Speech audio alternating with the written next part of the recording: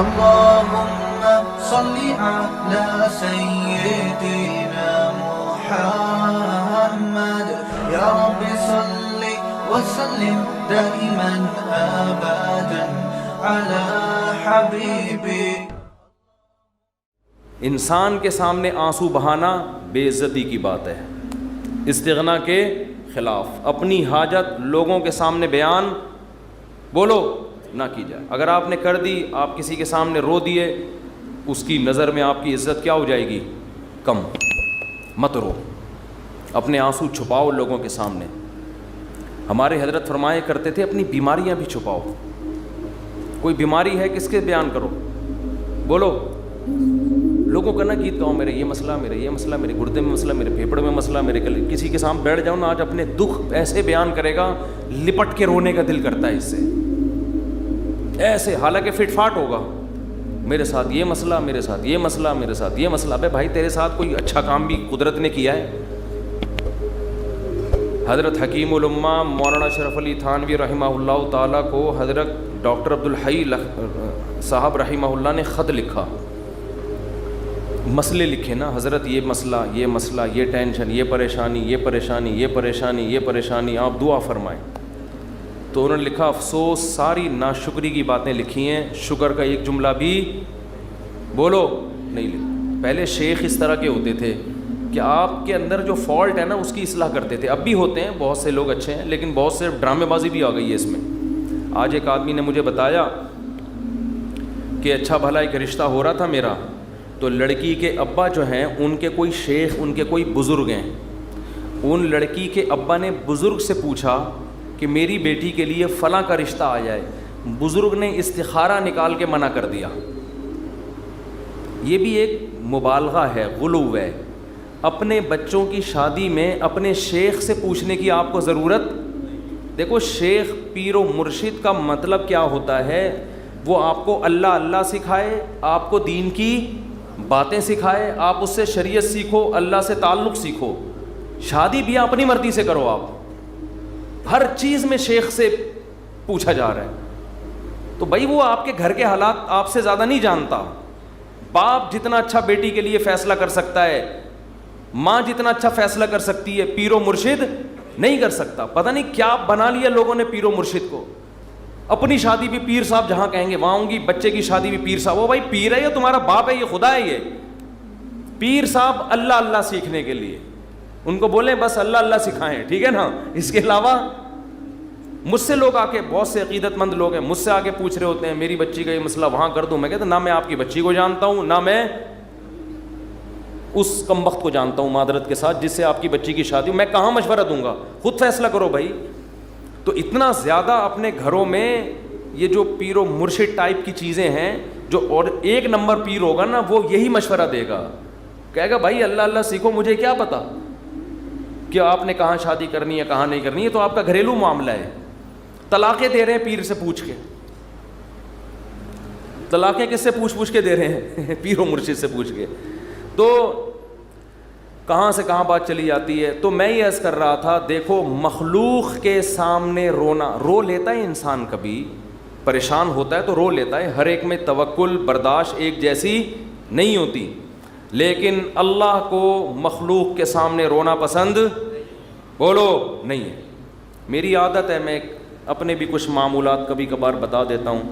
کبھی اللہ نہ کرے کوئی بیماری آئے، اللہ نہ کرے، تو میں کبھی دعا کی درخواست بھی مسجد میں اعلان نہیں کرواتا. جیسے 8-10 سال پہلے مجھے ملیریا ہو گیا تھا، کافی رمضان میں ہوا، کافی بیمار. اور ملیریا بھی اپنی حماقتوں سے ہوا، احتیاط نہیں کی اور ہو گیا تو بھی ٹیسٹ نہیں کرایا. فنٹر گیری چل رہی تھی اس وقت، تھوڑی انسان ذرا اور ینگ ہوتا ہے تو فنٹر پنا اس میں زیادہ ہوتا ہے. ٹیسٹ کروا لیتا، ٹائم پہ علاج ہو جاتا تو مسئلہ نہیں بنتا. بخار ہوا، اتر رہا ہے، چڑھ رہا ہے بخار، فنٹر گیری میں ہی ہم زندگی گزار رہے ہیں. وہ بہت ہی خطرناک ہو گیا. یہاں مؤذن، میں مارکیٹ سے شارٹ ہو گیا. 10-12 سال پرانی بات ہے. مارکیٹ سے جب بھی کوئی چیز شارٹ ہوتی ہے جو ہر وقت اویلیبل ہو تو لوگوں کو ٹینشن ہوتی ہے. مؤذن صاحب نے یہاں اعلان کر دیا امام صاحب کی طبیعت بہت خراب ہے، تمام حضرات سے دعاؤں کی درخواست. میں نے محسن صاحب کی کھنچائی کی. میں نے کہا میں نے آپ کو کہا ہے کہ آپ پبلک کو بتائیں کہ امام صاحب کی طبیعت خراب ہے. کیا ضرورت ہے شور مچانے کی؟ طبیعت کا ٹھیک ہونا, طبیعت کا خراب ہونا, یہ سب چیزیں نیچرل ہیں, نارمل ہیں. کبھی ٹھیک ہوگا, کبھی خراب ہوگا, کبھی مرے گا, کبھی جیے گا. ہر چیز کی مسجد سے اناؤنسمنٹ. پھر لوگوں کے فون آنا شروع, سنا ہے آپ بیمار ہو گئے. وہ ایک درد سر بن جاتے ہیں انسان کے لیے. صرف ان لوگوں کو انسان بتا دے, اپنے چند بزرگوں کو, جن سے اسپیشلی دعا کی درخواست کی جا سکتی ہے. بھئی طبیعت خراب ہے, آپ سے کہہ رہا ہوں کہ آپ میرے لیے دعا کریں. شور مچانے کی, لوگوں میں پبلش کرنے کی اس کو کی ضرورت نہیں ہے. یہ اللہ کو پسند نہیں ہے یہ عادتیں. آج اب دیکھو آبادی بڑھ رہی ہے نا. میں ہر نماز میں کوئی پرچی آ رہی ہوتے, میرے فلاں کا بیمار ہے ان کے لیے دعا کرا دیں, میرے چچا کی طبیعت خراب ہے ان کے لیے دعا کرا دیں, میرے فلاں کا انتقال ہو گیا ان کے لیے دعا کرا دیں. اس کا کیا ہوتا ہے, میرے دماغ میں ان کا نام رکھنا مشکل ہو جاتا ہے. نام رکھنا کیا ہو گیا, الحمدللہ اللہ کا گلے کا توق, ایک توق ختم ہو گیا. تو ایک دن ایسا ہوا, فجر کے بعد پرچی, ظہر کے بعد پرچی. اب میں پوری نماز میں بندے کا نام دماغ میں رکھا ہوا ہے کہ وسیم سجاد جو حلیم کی دیگ والے ہیں, ان کی طبیعت سیٹنگ چل رہی, نماز کے بعد دعا کرانی, کیونکہ نہیں کرو پھر لوگ ناراض ہوتے ہیں. آپ کو بولا تھا ان کے لیے دعا کراؤ. یا تو پرچی وہاں لے جا کے رکھ دیں نا, زبانی میں اور ٹینشن. تو ایک دن ایسا ہی ہو گیا, مجھے پاس ایک ظہر میں ایک صاحب آئے کہ جی وہ فلاں کی طبیعت خراب ہے. میں نے کہا یار میں ہول سیل کے حساب سے دعا مانگ لوں گا, اے اللہ جس کی بھی طبیعت خراب ہے ٹھیک کر دے یا عافیت سے اٹھا لے. یہ تو نہیں میں نے کہا, خیر ٹھیک کر دے اس کو. اور جو دنیا سے جا چکے ہیں اللہ ان سب کی, یہ تو چلتا رہے گا بھائی. کوئی مرے گا, کوئی جیے گا. امام کو کیا مرغا بنایا ہوا ہے, کیا بنایا ہوا ہے آپ لوگوں نے امام کو. پورے محلے کی رپورٹیں اس کو, ہر گھر میں وہ فلاں بیمار فلاں. میں نے کہا, انہوں نے کہا نہیں, اجتماعی دعا میں یہ ہوتا ہے اللہ ہو سکتا ہے کسی کی سن لے, اللہ ہو سکتا ہے کسی کی سن لے. شاید وہ ادھر کونے میں ایک بندہ بیٹھا ہوا, اس کی ٹھا کر کے اوپر. میں نے کہا دیکھو دعا اس کی زیادہ قبول ہوتی ہے جو درد دل سے مانگتا ہے. اور درد دل سے آپ کے ریلیٹو مانگیں گے. کسی کو کیا پتا کہ سجاد حلیم والا کون ہے, وسیم کباڑ والا کون ہے, سلیم گولے گنڈے والا کون ہے, اور شریف پنچر والا کون ہے. کسی کو کیا پتا یار. جب اس طرح دعائیں مانگیں گے لوگ کہیں گے اللہ ہے وہ ٹھیک کر دے, تیری مرضی, نہیں بھی کر تو کوئی اتنی بڑی ٹینشن والی بات نہیں ہے. آپ اپنے خاص محبت والے چاہنے والوں کو بتایا کرو. کوئی بزرگ ہیں جن سے تعلق ہے, یا امام سے خود کہہ دو کہ مفتی صاحب میرے فلاں کی طبیعت خراب ہے, آپ دعا کر دیں. کیونکہ آپ کو عقیدت ہے امام صاحب سے, شاید ان کی دعا, تو انسان کھڑے کھڑے وہی دعا کر دے. یہ سنت ہے. صحابہ نبی کے پاس آ کے یہ نہیں کہتے تھے کہ مسجد نبوی میں فلاں کے لیے دعا کروا دیں. صحابہ یہ کہتے تھے یا رسول اللہ آپ میرے لیے یہ دعا کر دیں. نبی اسی وقت کھڑے کھڑے ان کے لیے دعا کرتے تھے, اور بہت دفعہ سامنے قبول بھی ہو جاتی تھی. نبی صلی اللہ علیہ وسلم نے ایک دفعہ ارشاد فرمایا کہ میری امت کے 70,000 لوگ بغیر حساب کتاب کے جنت میں داخل ہوں گے جو اللہ پہ بہت زیادہ توکل کرتے تھے. تو ایک صحابی کھڑے ہوئے, حضرت عکاشہ, مجمع میں. انہوں نے کہا یا رسول اللہ میرے لیے دعا کر دیں, میں بھی انہی میں سے ہوں. یہ نہیں کہا یا رسول اللہ میرے لیے 27ویں رات کو سب کے سامنے دعا کروا دیے گا آپ, بس یا رسول اللہ آپ میرے لیے بھی دعا کر دیں. آپ نے فرمایا اے اللہ اللہم اجعل عکاشۃ منہم, اے اللہ عکاشہ کو بھی ان لوگوں میں شامل کر دے. جب حضرت عکاشہ کی دعا نبی نے مانگی, صحابہ کو تو جوش پیدا ہو گیا. ایک اور صحابی کھڑے ہوئے, یا رسول اللہ میرے لیے بھی دعا کر دیں کہ اللہ مجھے بھی ان میں سے کر دے. آپ نے فرمایا سبقک بہا عکاشہ, عکاشہ سبقت لے گئے. کیا مطلب, حدیث کا مفہوم کیا ہے کہ اللہ نے یہ فضیلت اس کے لیے رکھی تھی جو اس فضیلت پہ بہت زیادہ حریص ہو, اور یہ حرص عکاشہ میں ہے کیونکہ انہوں نے کسی اور کے کھڑے ہونے کا انتظار نہیں. یہ بذریعہ وہی نبی کو پتہ چلا نا کہ یہ اللہ اسی کے لیے قبول کرے گا جو پہلے نمبر پہ کھڑا ہو کے دعا مانگے گا, دوسروں کے لیے آپشن نہیں ہے. تو نبی سے تو ڈائریکٹ درخواستیں کی گئی ہیں. اس طرح علماء سے کہنا چاہیے کہ حضرت میرے فلاں کا مسئلہ ہے, یہ دعا کرا دیں, یہ کر دیں آپ دعا, تو یہ ٹھیک ہے.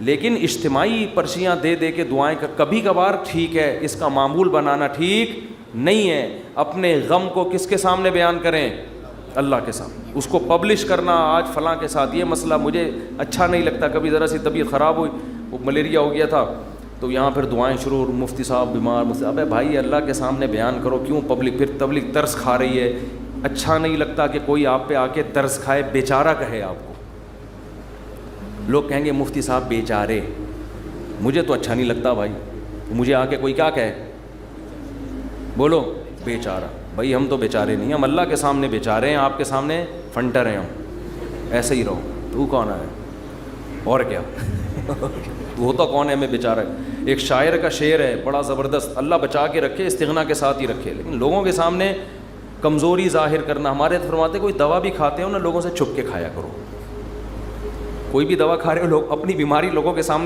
سامنے ایسے نکلو، یہ کوئی بیماری نہیں، فٹ فاٹ، بے شک چھپ چھپ کے کچھ بھی کھا رہا ہو، ٹھیک ہے نا، لوگوں کے سامنے مت غم کو ظاہر کرو۔ تو ایک شاعر نے بڑی اچھی بات کی ہے، رحموتک خیر من رحموتک، کہ لوگ تجھ سے ڈریں، یہ بھی غلط ہے نا، ظالم سے لوگ ڈرتے ہیں نا، لوگ تجھ سے ڈریں، لوگوں کے دل میں تیرا خوف ہو، یہ غلط ہے، لیکن اس سے بہتر ہے کہ لوگ تجھ پہ ترس کھائیں۔ نہیں آ رہی بات؟ دیکھو دو غلط چیزیں ہیں، لوگ آپ سے ڈریں، یہ بھی کیا ہے؟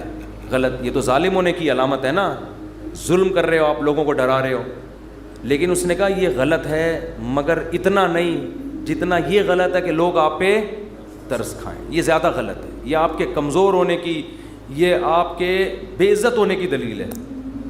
ظالم کی بھی عزت ہو جاتی ہے، ڈر سے ہوتی ہے، مظلوم جس پہ ظلم ہو رہا ہوتا ہے نا اور وہ رو رہا ہوتا ہے ظالم کے سامنے، اس کی معاشرے میں عزت نہیں ہوتی، اور عزت بڑی چیز ہے۔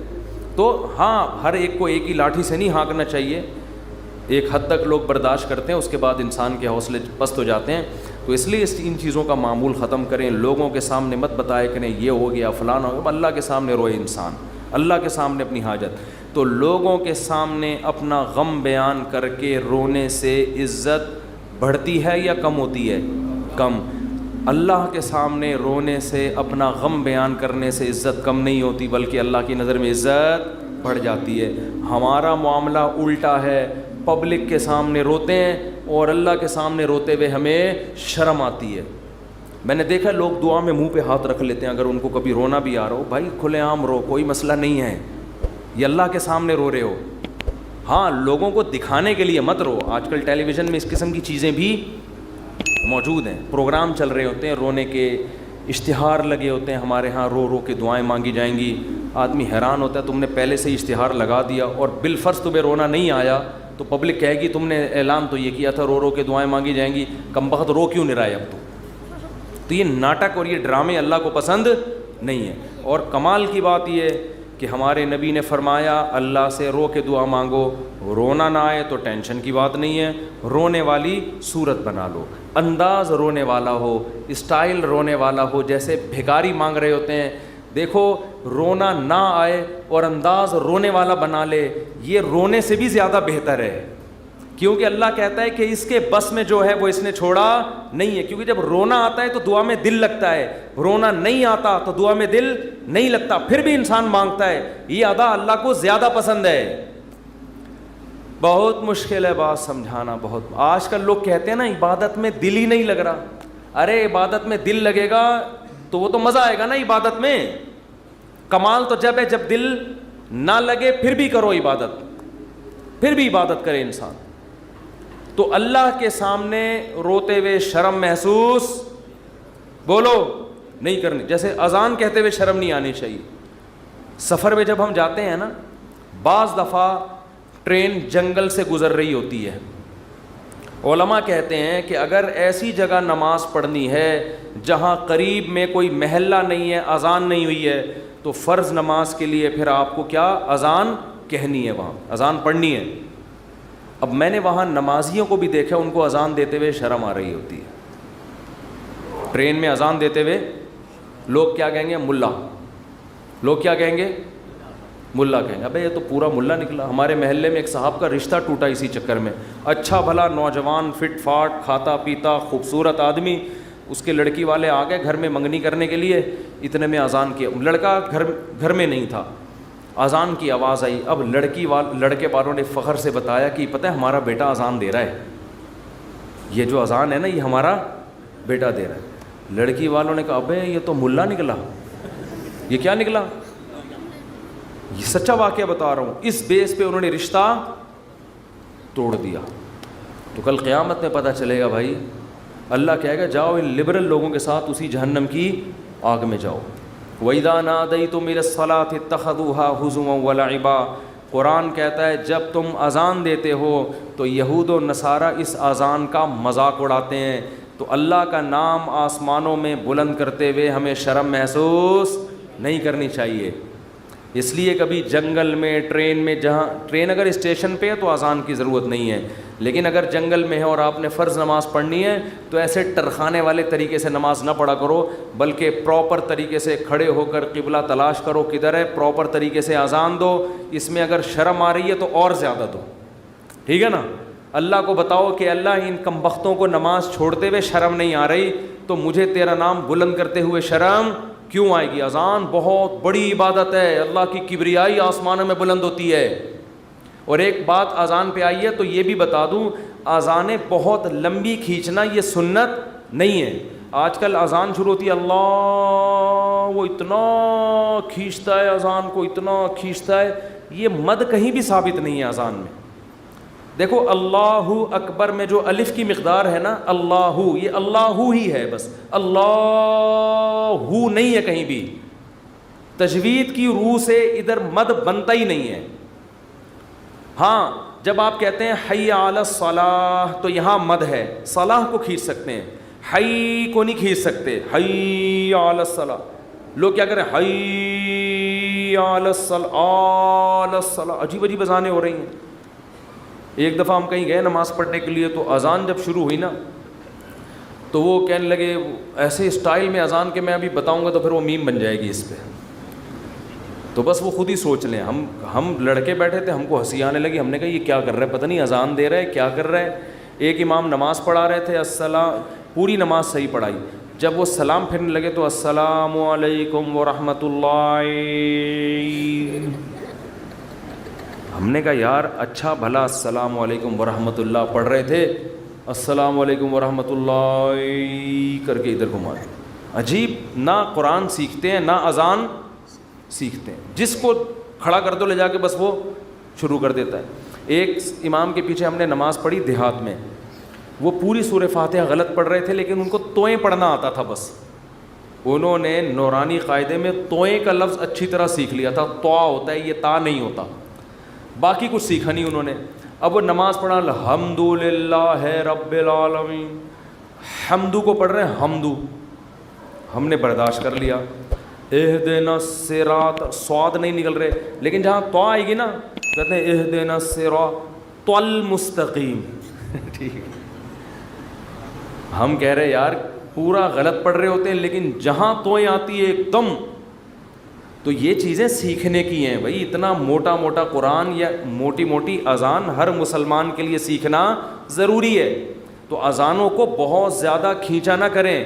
ایک تو خلاف سنت بھی ہے، دوسرا لوگوں سے پھر ادب نہیں ہوگا اذان کا. اذان کے وقت خاموش رہنا چاہیے، اذان کو غور سے سننا چاہیے. جب آپ اتنی لمبی کھینچو گے اذان تو پھر کہاں اس کا ادب ہوگا، کافی ٹائم لگ جاتا ہے اس میں. مختصر اذان دیں، مختصر، اللہ اکبر اللہ اکبر، پھر اللہ اکبر اللہ اکبر، بس اشہد ان لا الہ الا اللہ. لا پہ مد ہے، الہ پہ نہیں ہے. نہیں آ رہی بات. ہم ایسے ہی اذان دیا کرتے تھے. لوگ کہتے ہیں حرم میں اتنی لمبی اذانیں ہو رہی ہیں. وہ حرم کا ماحول ہے، ایک حرم کی ایک برکت ہے، وہاں لمبی اذان ہی تو سننے کے لیے جاتے ہیں لوگ. بہت سے عرب علماء کو اس پہ بھی اشکالات ہیں. بہت سے عرب تو کہتے ہیں یہ حرم میں بھی جو اتنی لمبی ہو رہی ہے یہ خلاف سنت ہے، لیکن وہ تو حرم کا معاملہ ہے، ان کو اپنے حال پہ چھوڑ دو. وہ پھر بھی وہاں مسئلہ یہ ہے کہ وہاں کا تو ماحول ہی ایسا ہے نا. نارملی جب آپ اذان دیں تو اتنی لمبی اذان نہیں ہونی چاہیے کہ لوگوں کے لیے اس وقت خاموش رہنا، اس کا ادب کرنا ایک آزمائش بن جائے. اور پھر اسپیکر اتنے بھاری بھرکم نہیں ہونے چاہیے کہ اس اذان سے لوگوں کے کان کے پردے پھٹنا شروع ہو جائیں. اس سے لوگ پھر ان شاعر اسلام کی عزت کرنے کے بجائے توہین کرنا شروع کر دیتے ہیں. خاص طور پہ غیر مسلم ممالک میں جہاں آپ کو کوئی اذان کی پرمیشن دے دے تو اعتدال سے اذان دیں, ان کے آرام کا خیال رکھیں. تو جلدی سے میں یہ بات کو ختم کروں. دیکھو, دعائیں مانگنے میں شرم اور عار محسوس نہ کرو. اللہ کے سامنے گڑ گڑانے میں شرم اور عار محسوس نہ کرو, اس کا معمول بنا لو. حضرت عمر فرمایا کرتے تھے کہ میری دعا قبول ہو رہی ہے یا نہیں, مجھے اس سے غرض نہیں ہے, مجھے اس سے غرض ہوتی ہے کہ مجھے دعاؤں کی توفیق مل رہی ہے کہ نہیں مل رہی. تو جتنی دعائیں, ڈاکٹر ٹھیک کرے گا, جا مانگ ڈاکٹر سے, میری مرضی میں ٹھیک کروں نہ کروں, لیکن تو نے یہ بتا دیا ہے کہ تو مجھے اپنا محتاج, تو اپنے آپ کو میرا محتاج نہیں سمجھتا. تو نے اپنے عمل سے یہ ثابت کر دیا ہے کہ تو اپنے آپ کو نہیں سمجھتا کہ میں اللہ کا محتاج ہوں. تو نہیں سمجھتا کہ اللہ سب کچھ کر سکتا ہے. اس لیے اللہ کی نظر میں دعا کی ویلیو ہے. اگر آپ کا کوئی مسئلہ اٹکا ہوا ہے اور آپ اس کے اسباب اختیار کرتے ہو, دعا نہیں مانگتے, اللہ کہتے ہیں تیرا یہ خیال ہے کہ مسئلے میں دور نہیں کر سکتا, مسئلے تیرے گورنمنٹ دور کرے گی. تو یہ تکبر ہے جو آپ کو سزا کا ذریعہ بنے گا اور برکتیں چھین لے گا آپ کی زندگی سے. اس لیے قرآن کے الفاظ دیکھو, وقال ربکم ادعونی استجب لکم. اللہ کہتے ہیں کہ مجھ سے دعا مانگو, میں تمہاری دعا کو قبول کروں گا. ٹھیک ہے بھائی, یہ آپشن ہے نا. آپ بتاؤ جب کوئی گورنمنٹ کسی کو کوئی آپشن دیتی ہے یا کوئی بینیفٹس دیتی ہے تو گن پوائنٹ پہ تھوڑی دیتی ہے بھائی. گورنمنٹ نے یہ کہا کہ قرضہ ملے گا بغیر سود کے, غریب لوگوں کو چاہیے اپنا مکان بنائے, یہ کہے گی نا گورنمنٹ. آگے دھمکی تو نہیں دے گی, جس نے قرضہ نہیں لیا نا ہم سے مکان بنانے کے لیے اس کو شوٹ کر دیا جائے گا. ایسی دھمکی دے گی کبھی؟ تو یوں ہی کر دو اگر منہ سے نہیں نکل رہا کچھ. دھمکیاں دے کے کبھی کسی کو کوئی سہولت دی جاتی ہے؟ ہاں, دیہاتی مائیں کرتی ہیں ایسا. کھا, وہ ایک آدمی نے پرینک بنایا کہ انگریزوں کی مائیں اور پاکستانیوں کی مائیں میں کیا فرق ہے. بڑا زبردست تھا. انگریز کی ماں کھانا لا کے رکھ دے گی, کھانا ہے کھا, نہیں تو یہاں سے دفع ہو جا. ٹھیک ہے نا. پاکستانی اور دیہاتی ماں کیا کرے گی, وہ میرا بیٹا کھا لے, یہ میں نے تیرے لیے پکائی ہے بریانی, میں نے تیرے لیے یہ پکایا ہے. پہلے منتیں کرے گی, بچہ نہیں کھائے گا تو دھمکیاں دینے پہ آ جائے گی اس کو, کھا ورنہ میں تھپڑ ماروں گی تیرے کی. بے غیرت, تو نے بنوایا کیوں مجھ سے, یہ تجھے پتہ نہیں ہے یہ. تو نارملی ایسا ہوتا نہیں ہے کہ آپ کسی کو کوئی نعمت دے رہے ہو اور ساتھ میں بندوق نکال کے بولو کہ یہ لو. کسی کو آپ نے ہدیہ دیا, 100 روپے, 1000 روپے, 500 روپے آپ نے کسی کو دیے, یہ آپ کی خدمت میں, وہ کہہ رہے یار میں تو ابھی ضرورت نہیں ہے, آپ کا بڑی نوازش, آپ بندوق نکالو لے. تو یہ ہدیہ رہے گا؟ یہ ہدیہ تھوڑی رہے گا. تو کوئی بھی جب حکومت یا کمپنی کسی کو سہولت دیتی ہے تو وہ گفٹ کو پھر گفٹ ہی قرار دیتی ہے. لیکن اللہ کا اسٹائل یہاں پہ بالکل, انداز بالکل الگ ہے. اللہ کیا کہتے ہیں, مجھ سے مانگو. یہ بینیفٹس مل رہے ہیں نا اللہ کی طرف سے, ہیں بھائی. اللہ کیا کہہ رہے ہیں, مجھ سے مانگو اور میں جو مانگو گے میں وہ تمہیں دوں گا. بس یہ اللہ ٹھیک ہے, ہمیں تو نے بتا دیا کہ ہم مانگیں گے اور تو دے گا, ہمیں یہ بات پتہ چل گئی, اب ہماری مرضی, ہم جب چاہیں تو اس سے مانگیں, ہمیں یہ سہولت کا پتہ چل گیا, اب ہم ہماری مرضی, اب ہمارے. کہتے ہیں اٹس اپ ٹو یو, کہتے ہیں نا یہ اب آپ کے اوپر ہے, آپ مانگیں یا نہیں مانگیں. نہیں, آگے اللہ نے بندوق نکال لی ہے. ٹھیک ہے نا, بندوق نکال لی. اللہ کہتے ہیں ان الذین یستکبرون عن عبادتی, یاد رکھو مجھ سے مانگنے میں تکبر کیا. میں نے تو کہا ہے مانگو, اگر نہیں مانگا, کبر سے کام لیا کہ نہیں جی ہم نہیں مانگ رہے, سیدخلون جہنم داخرین, ذلیل کر کے جہنم کی آگ میں پھینک دوں گا. اڑے بھائی اللہ تو ہمیں گفٹ دے رہا ہے دعا کا یا جرمانہ لگا رہا ہے, کیا کر رہا ہے؟ سمجھ میں آنے والی بات ہے؟ کوئی سمجھ میں آنے والی بات؟ بالکل سمجھ میں نہیں آ رہی ہے.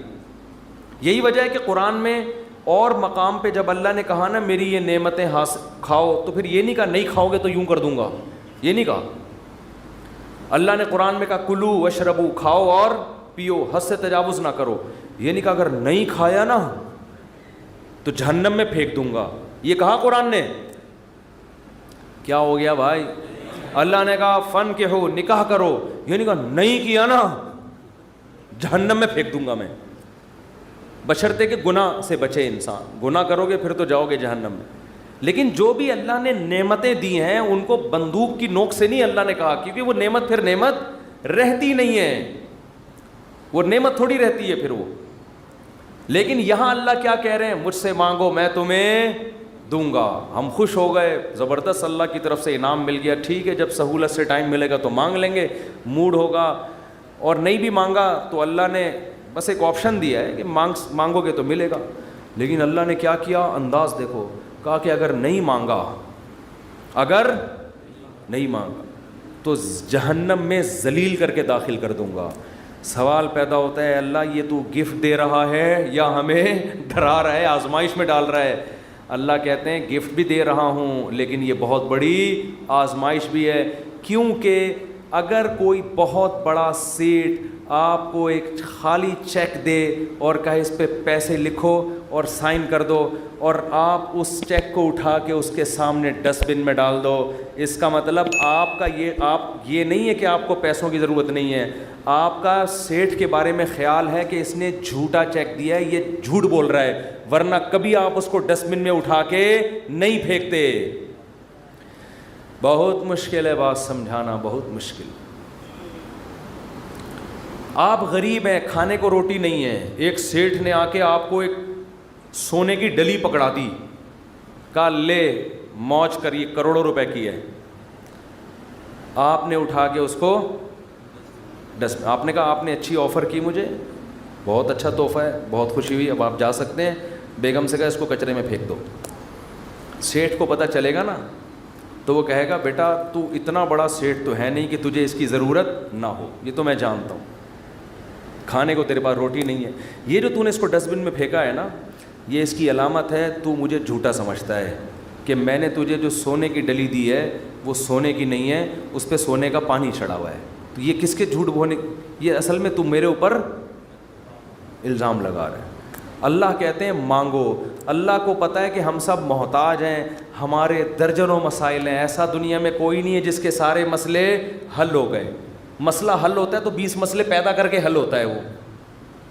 اب دیکھو کتنے مسائل ہیں, کسی کوئی بے روزگار ہے, پیسے نہیں ہیں, پیسے آ گئے تو خطرات بڑھ گئے, ڈکیتی کا خطرہ, پیسے آ گئے تو 10 مسائل کھڑے ہو گئے, اور کوئی مسئلہ کھڑا ہو گیا, گردے کا مسئلہ ٹھیک ہوا, ہارٹ کا پیشنٹ بن گیا, اور 20 قسم کے مسائل ہیں نا. سب کچھ ٹھیک ہے تو پھر بھی سکون نہیں ہے زندگی میں, نیند نہیں آ رہی, نیند کی گولیاں کھا کے سو رہے ہیں. دنیا میں ٹینشن لیس آدمی کوئی بھی نہیں ہے. اب اللہ نے کہا مانگو. اب ہمیں اللہ نے بلینک چیک دے دیا ہے کہ جو لکھو گے میں دے دوں گا تمہیں.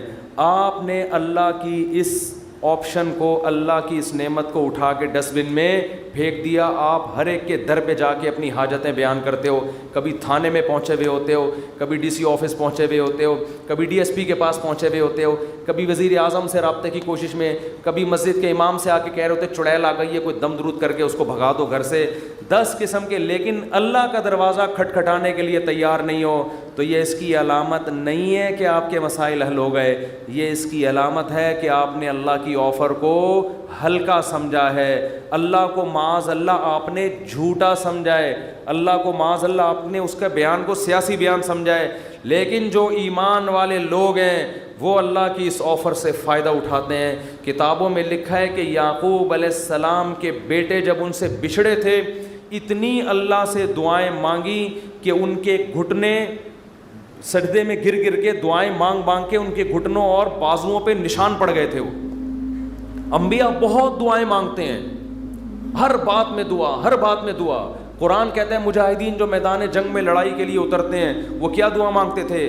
ربنا افرغ علینا صبرا وثبت اقدامنا, اے اللہ ہمارے اوپر صبر کو انڈیل دے, ہمارے قدموں کو مضبوطی سے جما دے اور ہمیں ان دشمنوں پر فتح دے. تمام اسباب وسائل کے ساتھ اترے ہیں مگر دعائیں کس سے مانگ رہے ہیں؟ اللہ سے.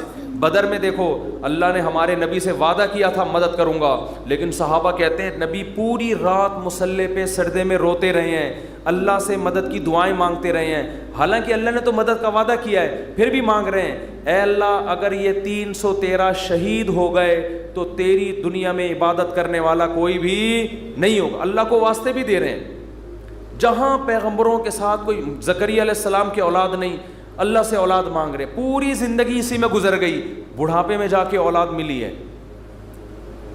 تو سارے پیغمبروں کا اللہ نے یہی تذکرہ کیا، ہر بات میں دعا۔ سلیمان علیہ السلام جو حاجت پوری ہو رہی ہے فوراً کیا کر رہے ہیں؟ اللہ سے دعا۔ ایوب علیہ السلام پریشانیوں میں، زندگی ٹینشنوں میں، بیماریوں میں، قرآن کہتا ہے اللہ سے ہاتھ اٹھا کے دعائیں مانگتے تھے، انی مسنی الضر، اے اللہ بہت پریشانی میں ہوں، انت ارحم الراحمین، تو سب سے زیادہ رحم کرنے والا۔ پیغمبروں کو اس سے غرض نہیں ہوتا، اس سے غرض نہیں ہوتی کہ دعا قبول ہو رہی ہے یا نہیں ہو رہی، وہ کہتے ہیں ہم مانگتے رہیں بس، ہمارا کام کیا ہے۔ اور یاد رکھو جب قبول نہ ہو رہی ہو نا پھر مانگنے کا مزہ ہے۔ مزہ کب ہے؟ آپ کے کیسی الٹی الٹی باتیں کرنے کے لیے مصطفیٰ نے بلایا ہوا ہے۔ قبول نہ ہو رہی ہو نا تو پھر ہے مانگنا، تبھی تو یہ اس کی علامت ہے کہ آپ کا اللہ پہ ایمان ہے اور وہی قبول ہوتی ہے۔ بعض دفعہ آپ اللہ سے جو چیز مانگتے ہیں اللہ وہ نہیں دیتا، اس کا آلٹرنیٹ دے دیتا ہے۔ ایک صاحب کا فون آیا مجھے کسی سے عشق ہوا ہے اور میں دعائیں مانگ مانگ کے تھک گیا پھر بھی نہیں ہو رہی شادی۔ آج کل تو لڑکوں کے یہی مسائل ہیں، مانگ مانگ کے دعائیں تھک گیا۔ تو آپ کہتے ہیں دعائیں قبول ہوتی ہیں، میں تو پھر اس پہ اور تڑکا لگا دیتا ہوں۔ میں کہتا ہوں بہت سے لوگ کہتے ہیں ہم جس کو مانگ رہے ہیں وہ ملی نہیں، چلو نہیں ملی مقدر میں ہوگا، دعا قبول نہیں ہوئی۔ مفتی صاحب کہہ رہے ہیں دعائیں کیا ہوتی ہیں؟ قبول، لیکن اس کی کہیں اور شادی کی خبر ہمیں مل رہی ہے۔ تو اللہ اگر دعا قبول نہیں کرتا تو کم از کم ایسا تو نہ کرے نا کہ اس کی کہیں شادی ہو رہی ہے اور ہمیں اطلاع مل رہی ہے، خوشی خوشی لوگ بتا رہے ہیں تمہیں پتہ ہے اس کی شادی ہو گئی، چلو یہاں تک بھی بات سمجھ میں آتی ہے۔ اس کے بچہ ہوا، ہمیں اطلاع دی جا رہی ہے ارے تمہیں خوشخبری سنا ہے وسیم بھائی، کوئی وسیم بیٹھے ہو تو معذرت، تمہیں پتہ ہے وہ جو تمہاری کلاس فیلو تھی اس کی ایک جگہ شادی ہو گئی تھی، اس کے ماشاءاللہ آج بیٹا پیدا ہوا ہے۔ اور انسان تپتا یار ہم نے تو لیلۃ القدر میں دعائیں مانگی تھی ہمیں مل جائے، اور ادھر بھی چلے بھی وہاں گئی اور اس کے بچہ بھی پیدا ہو گیا۔ اور تباہی اس وقت آتی ہے جب وہ بچہ سمجھدار ہو کے آپ کو ماموں کہنا شروع کر دے، حقیقت بات جب آپ ان کے گھر جائیں ملنے کے لیے اور وہ آپ کی پرانی گرل فرینڈ بچے کو تعارف کروا رہی ہے، تمہارے ماموں لگتے ہیں یہ رشتے میں، حقیقی تو نہیں ہے لیکن رشتے میں کیا لگتے ہیں؟ ماموں۔ تو آپ کہو گے یار یہ دعائیں قبول ہو رہی ہیں یا کیا ہو رہی ہے؟ تو اس طرح بھی ہوتی ہیں۔ تو ایسے لوگوں کو میں کہتا ہوں کہ جو یہ مایوس ہوتے ہیں نا یہ قبول تو نہیں ہو رہی، او بھائی تو دنیا میں ایک ہی عورت پیدا ہوئی ہے کیا؟ اللہ کے علم میں یہ بات تھی کہ وہ تیرے لیے نقصان دہ تھی، ہر چیز تمہارے لیے نہیں ہے۔ قرآن کیا کہتا ہے؟ آسان تکرہوا شیئا، بہت سی چیزوں کو تم پسند نہیں کرتے لیکن اللہ نے اس میں خیر رکھی ہوتی ہے، بہت سی چیزوں کو تم پسند کرتے ہو اللہ نے اس میں تمہارے لیے خیر نہیں رکھی ہوتی۔ واللہ یعلم، اللہ کہتے ہیں مجھے پتہ ہے، وانتم لا تعلمون، تم جاہل ہو، تم نہیں جانتے، اللہ سے آگے نکلنے کی کوشش مت کرو۔ سورہ کہف میں واقعہ نہیں ہے کیا کہ حضرت خضر علیہ السلام نے ایک نوجوان بچے کو قتل کر دیا تھا، موسیٰ علیہ السلام نے پوچھا کیوں مارا، ان میں ماں باپ کا کیا قصور تھا؟ فرمایا یہ بچہ بڑا ہو کر ماں باپ کا باغی بنتا، اس لیے اللہ نے اٹھا لیا اس کو، اور نیک والدین تھے اللہ ان کو دوسری اولاد دے گا۔ اب وہ والدین تو رو رہے ہوں گے ہائے ہمارا بچہ اللہ نے چھین لیا ہم سے۔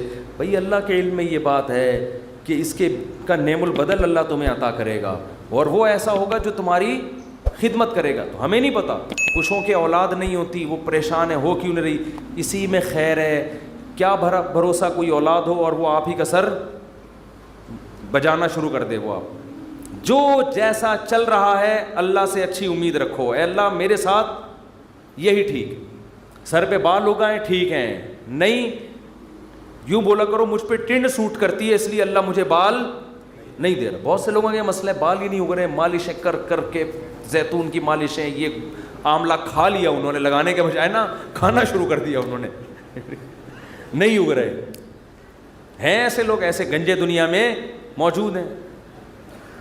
مجھ سے آ کے پوچھ رہے ہوتے ہیں آپ نے کیا کیا ہے جو آپ کے بال اگائے. تو بھائی ہر ایک کے نہیں اگیں گے, یہ آزمائش ہے اللہ کی طرف سے. تو اسی میں صبر کرو یار, مر کے کیا ہو جائیں گے, ختم. اسی میں اس پہ روٹیاں پکاؤ. جب ایک بڑا سر ہو نا اور بڑی خوبصورت سی ٹنڈ ہو تو میرا تو دل کرتا ہے اس کو دھوپ میں گرم کر کے اس پہ چپاتیاں مزہ آتا ہے. سر بھی بڑا ہو اور تمیز سے بنا ہوا تو ایک دم ایک ایسا فیل سا ہوتا ہے. خیر یہ تو مزہ, اس پہ ایڈریس لکھ لو, کبھی گم نہیں ہو گے آپ. تو اگر اللہ نے ٹنڈ دی ہے, بہت سے کام اس ٹنڈ سے لیے جا سکتے ہیں. ایڈریس لکھ دو اس پہ, تو اس کا فائدہ یہ ہوگا کہ کبھی بھی گم نہیں ہوگے. خیر یہ تو میں مذاق کر رہا ہوں, لیکن اللہ نے جو آزمائش مقدر کی ہے, کیا کرو بھائی, صبر. خواتین پریشان ہوتی ہیں, بچے مر جاتے ہیں بعض دفعہ بچپن میں. نبی نے کیا فرمایا, جس عورت کا بچپن میں بچہ مر گیا اور اس نے صبر کیا, میں اس کے لیے جنت کی ضمانت لیتا ہوں. بے صبرے لوگ اللہ کو پسند نہیں ہیں.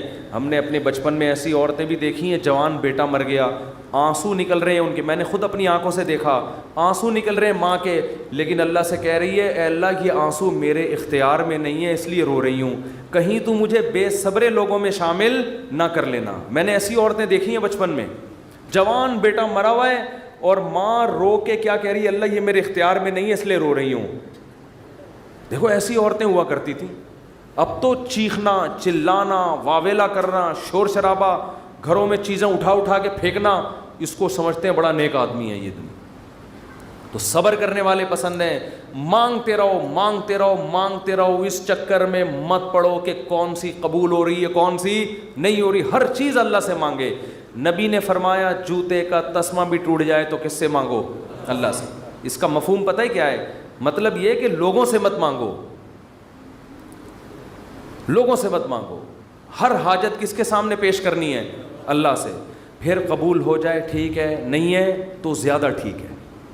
اور میں نے تو اپنی زندگی میں دیکھا ہے بھائی کہ انسان حقیقت میں اللہ سے گڑ گڑا کے مانگتا ہے نا, دعا قبول ہوتے ہوئے نظر آتی ہے اس کو.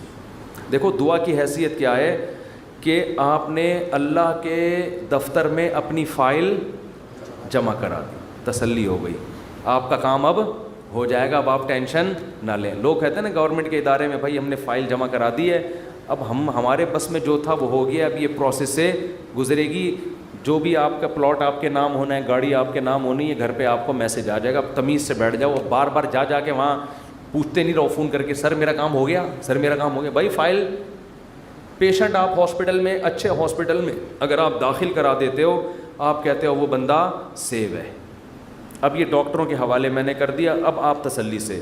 تو جب آپ دنیا میں تسلی کر لیتے ہو یار پیشنٹ ڈاکٹروں کے حوالے کر دیا, فائل گورنمنٹ کے دفتر میں جمع کرا دی ہے, تو اللہ کے ہاں دعا مانگ کے بھی مسلمان کو تسلی ہوتی ہے. میں نے اپنا دکھڑا کس کے سامنے رکھ دیا ہے, اللہ کے. اب اس کی مرضی ہے, وہ کرے ٹھیک ہے, نہیں کرے تو بھی ٹھیک. اب میرے لیے جو فیصلہ ہوگا وہ بہتر ہوگا.